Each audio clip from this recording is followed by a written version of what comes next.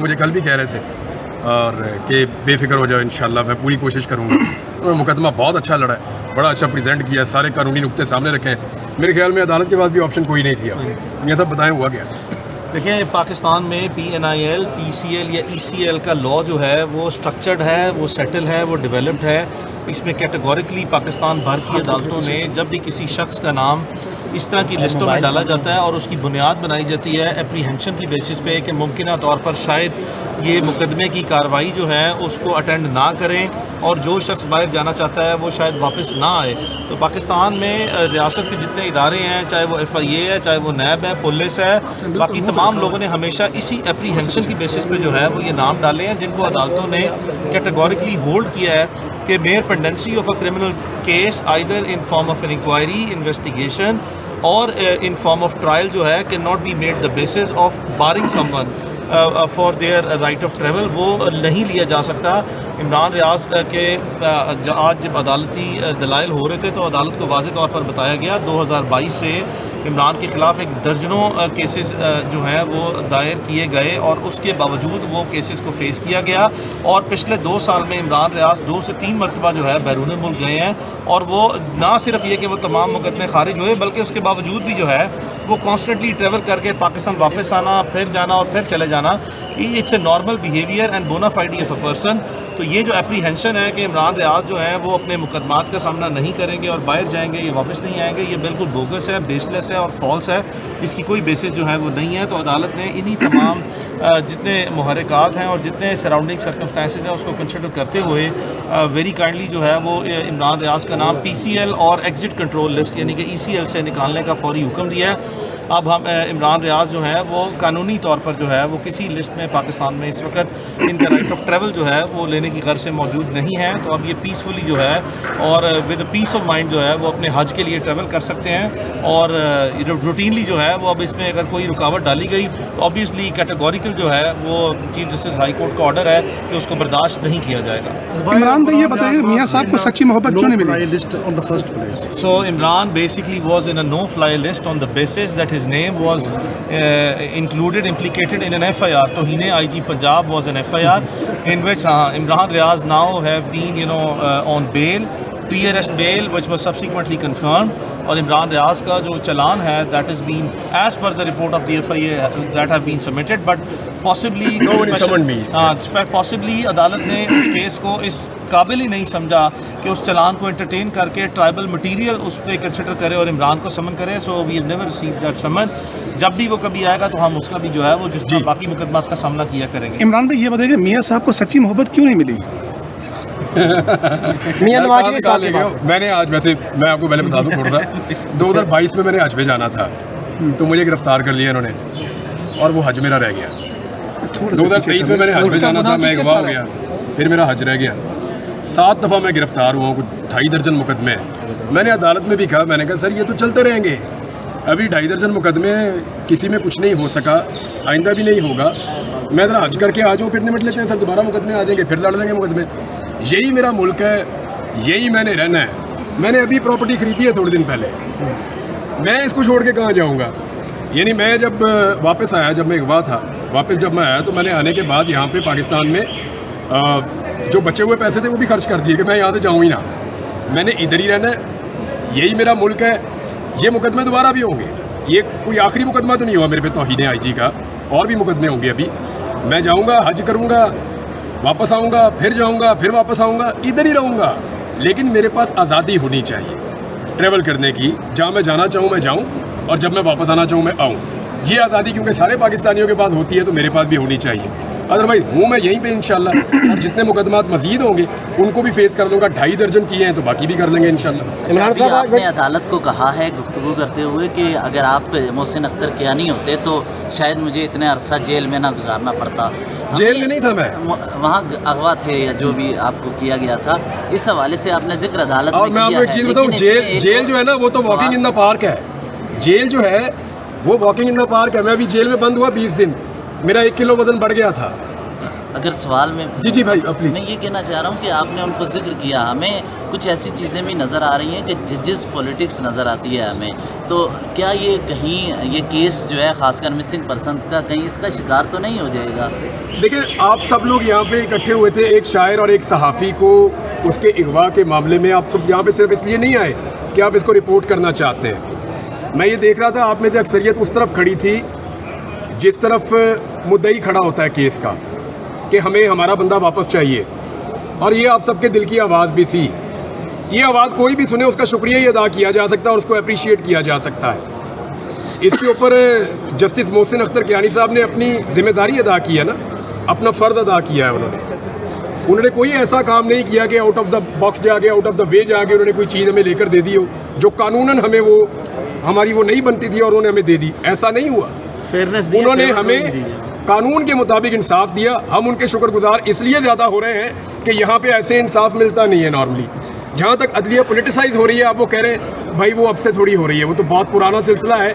उम्मीद करते हैं कि कभी रुक जाएगा इंशाल्लाह। इमरान साहब, आज बड़ा खुशी का दिन है, आपका नाम भी CL से निकल गया, अहमद फराद शायद भी वापस आ गए। जब भी कोई खुशी आती है एक वीडियो बड़ी वायरल होती है, आपकी हमशक्ल बंदा है। अच्छा यार, वो टैलेंट मेरे में नहीं है। मैंने ना बचपन में 4-5 दफ़ा कुछ शादियाँ वादियाँ आती है, मैंने ट्राई किया, मेरे से हुआ ही नहीं। सच जो बात है, वो टैलेंट ही नहीं है मेरे अंदर और मुझे उस बात का दुख भी है। लेकिन अच्छी बात है कि मेरे से मिलती जुलती शक्ल का एक आदमी है, वो बड़ा टैलेंटेड है, उसको देखकर लोग समझ रहे हैं मैं हूँ, तो मैं बड़ा अप्रिशिएट करता हूँ उसको।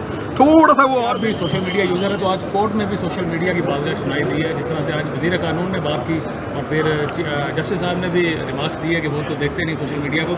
क्या लगता है कि अब बैन की तरफ को मामला जा रहा है या कोई मज़ीद सख्त शराइत लागू करने जा रहे हैं सोशल मीडिया पर? देखिए, आप दुनिया से पैसे लेकर इस्तेमाल करते हैं। जिन मुल्कों से आप पैसे लेते हैं ये उनका सोशल मीडिया है। आप एक लिमिट से आगे जाके इसको बैन नहीं कर पाएंगे। आप चाइना की तरह और रशिया की तरह खुद कफील मुल्क नहीं है, ना आपके यहाँ पे बादशाहत है। जिन मुल्कों ने ये सारा कुछ किया है वहाँ पे ये जो जमहूरी और ये जो पार्लियामेंट्री डेमोक्रेसी है ये वहाँ पे नहीं है उन मुल्कों में। हमें उन्हीं मुल्कों को फॉलो करना है जिनसे हम पैसे लेते हैं और जिनका सिस्टम हम इस मुल्क में चलाते हैं। तो आपको ये सोशल मीडिया बैन्स खत्म करने पड़ेंगे, या तो आप सिस्टम चेंज करें ना। आप ये कहें कि यहाँ डेमोक्रेसी नहीं है, हम अपना एक सोशल मीडिया बनाकर दे रहे हैं, उसके ऊपर ये चेक होगा और सिर्फ वही इस्तेमाल होगा, इस मुल्क में कोई और इस्तेमाल नहीं हो सकता। आप चाइना की एग्जांपल देंगे तो क्या वहाँ डेमोक्रेसी है? वो उस तरह की डेमोक्रेसी तो नहीं है। आप मिसाल दे दें रशिया की, क्या वहाँ डेमोक्रेसी है? या आप कह दें जी कि आप सऊदी अरब, आप UAE की बात करें, कोरिया की बात करें, जिन मुल्कों की आप बात करते हैं वहाँ पे वो डेमोक्रेसी नहीं है जिसको आप जिस पैटर्न पे आप चल रहे हैं। हमारे यहाँ पे पार्लियामेंट्री डेमोक्रेसी है, यहाँ पे रूल ऑफ लॉ के लिए और आज़ादी इज़हार राय के लिए, इन चीज़ों के लिए ज़्यादा गुंजाइश होती है। तो आपको वो गुंजाइश पैदा करनी पड़ेगी। अब सोशल मीडिया जो है वो वही होता है जो हम होते हैं भाई, सच्ची जो बात है। एक्चुअली बतौर कौम हम जो हैं वही सोशल मीडिया है, उससे मुख्तलिफ तो नहीं हो सकते हम। ये तो नहीं हो सकता कि सोशल मीडिया कुछ और हो और कौम कुछ और हो, यानी हम उसके ऊपर दिखावा तो नहीं कर सकते। हाँ, उसके अंदर बुरी चीज़ें भी हैं और उसके अंदर अच्छी चीज़ें भी हैं। अच्छी चीज़ें मैं आपको एक चीज़ मिसाल देता हूँ। हमारे बहुत सारे सहाफ़ियाँ मेरे समेत, हमारी नौकरियाँ चली जाती हैं। हमारे पास ये प्लेटफॉर्म है ना, हम इस पर बात कर लेते हैं। 1.5 साल से मुझे नौकरी नहीं मिल रही। टीवी चैनल्स के मालिक मुझे कहते हैं सर आप तनख्वाह ले लें हमसे, लेकिन ये वादा कर लें कि आप हमारा चैनल ज्वाइन करेंगे जब आपको NOC मिलेगी। तो आप NOC का बंदोबस्त करें। मेरे पास तो NOC नहीं है, मुझे तो नहीं पता कि टीवी चैनल में काम करने के लिए पता है कहाँ से मिलती है। मुझे तो नहीं पता कहाँ से NOC मिलती है टीवी चैनल में काम करने के लिए। वाकई नहीं पता। वो कहते हैं जी कि NOC आएगी, क्योंकि मैंने कभी ली नहीं। तो वो जो NOC है उसके लिए वो कहते हैं जी जब NOC मिलेगी तो फिर आपको ऑनर करेंगे, अदरवाइज नहीं करेंगे। अच्छा सर, आपने अपनी वीडियो में एक हालिया में कहा कि ये 2 ऑर्डिनेंस जो आए हैं बुनियादी मकसद ये है कि हुकूमत को जो है इमरान खान के मुज़ाकरात पर मदद। यार आप देखें 28 मई को छुट्टी, 79 ईयर्स हो गए अमेरिका को एटम बम बनाए, उन्होंने आज तक छुट्टी नहीं की थी और वो वाहिद मुल्क है जिसने चलाया भी है। अच्छा, जिनके ऊपर चलाया उन्होंने भी छुट्टी नहीं की। ना रशिया ने की, ना बरतानिया ने की, ना फ्रांस ने की, ना चाइना ने की, ना इंडिया ने की, ना कोरिया ने की। हम अनोखे हैं कि 26 साल बाद हमें ख्याल आ गया जी है तो छुट्टी करनी थी इस दिन। तो एक्चुअली हमने छुट्टी की क्योंकि हमें छुट्टी चाहिए थी टेक्निकली, और एक ही बात समझ आ रही थी मुल्क में बड़ा क्या होने जा रहा है, नंबर 1। नंबर 2, ये जो ऑर्डिनेंस जो 2 आए हैं उनकी अगर आप ऊपर गौर करें तो इस वक्त गवर्नमेंट को सिर्फ एक चीज़ का इशू है। गवर्नमेंट चाहती है कि इमरान खान बाहर आए, पूरा सिस्टम चाहता है कि इमरान खान बाहर आए, लेकिन जिस तरह इमरान खान बाहर आना चाहता है वो उसको वैसे बाहर नहीं लाना चाहते। वो चाहते हैं कि इमरान खान उस तरीके से बाहर आए जिस तरीके से पाकिस्तान में एक पैटर्न बना हुआ है बाहर आने का। मेरी बात आप समझ रहे हैं? जैसे आज हमारे शायर को बाहर लाया गया है, वो एक ऐसे तरीके से बाहर लाया जाए कि बंदे का डंग मार दे, उसके बाद बंदा बाहर आ जाए। इमरान खान कहता मैंने बाहर भी आना है और डंग भी मेरा सही रहेगा, तो वो उस तरह बाहर नहीं आने देना चाह रहे। वो ये चाह रहे हैं कि इमरान खान बाहर ज़रूर आए, लेकिन एक ऐसे तासुर के साथ आए जिसमें डील का एक वर्ड इस्तेमाल किया जा सके। और इमरान केस का फैसला आना कि कल नवाज शरीफ की तकरीर और शहबाज शरीफ की जो तकरीर थी, क्या लग रहा था आपको? सर मुझे ऐसे लग रहा था दोनों को इमरानियात पढ़ रहे हैं। जो दोनों भाइयों ने और जो पूरी पार्टी ने कल सारी बातचीत की है वो इमरान खान पे की है। मुझे तरस आना शुरू हो गया इनके ऊपर, यकीन करें आप। इमरान खान ने कहा था मैं इनको रुलाऊंगा, लेकिन ये नहीं बताया था कि इतना ज़्यादा रुलाऊंगा। मुझे बहुत बुरा लगना शुरू हो गया। I feel bad for them कि वो बेचारे सुबह उठते हैं इमरान खान, शाम होती है इमरान खान, मुल्क से बाहर इमरान खान, मुल्क के अंदर इमरान खान, कैबिनेट में बैठते हैं इमरान खान, ईवान में बैठते हैं इमरान खान। यार एक आदमी जेल चला गया, भूल जाओ उनको सी, लेकिन ये उसको भूल ही नहीं पा रहे हैं। ये इतने ज़्यादा परेशान है कि हर जगह पे उसका नाम ले। भाई कल यौम तकबीर आप मना रहे थे, उसमें आपको नाम लेना दिया था मुस्लिम पाकिस्तान डॉक्टर अब्दुल कदीर खान का। आप डॉक्टर अब्दुल कदीर खान का नाम नहीं ले रहे, आप इमरान खान का नाम ले रहे हैं बार बार। तो इमरान खान इनके आसाब के ऊपर सवार हो गया। और वो एक बात कही थी ना कि इमरान खान तो होगा, तो वो प्रॉब्लम इनको फेस करना पड़ रहा है। और एग्जैक्टली हबीब अकरम साहब का जुमला जो है वो साबित हो रहा है। पंजाब में जो कानून पास हुआ मीडिया के हवाले से, तो क्या आप भी मोहतात हैं इस बात? नहीं, मोहतात किस बात का भाई, मैं तो इसको 2 साल से भुगत रहा हूँ। आप लोगों के लिए इनको ज़रूरत होगी हद तक इज़्ज़त के कानून की, मेरे लिए उनको ज़रूरत नहीं है। 2 साल से ये कानून मेरे ऊपर लागू है।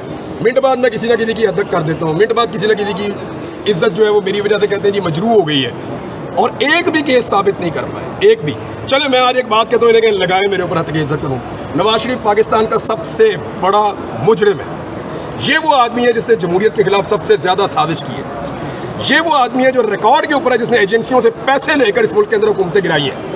ये वो आदमी है जिसने हमेशा एस्टेब्लिशमेंट के साथ मिलकर पाकिस्तान के वज़ीर आज़म को घर भेजा है। लो करो केस, इन्होंने कौन मेरे कर दे केस, चैलेंज कर रहा हूँ मैं सर। आपका हज इमरान भाई गुज़श्ता रोज़ नवाज शरीफ मेरा तो जाने का इरादा है। जिस तरह के सवाल आता आप लोग पूछ रहे हैं, मुझे लगता है आपका भेजने का इरादा नहीं है।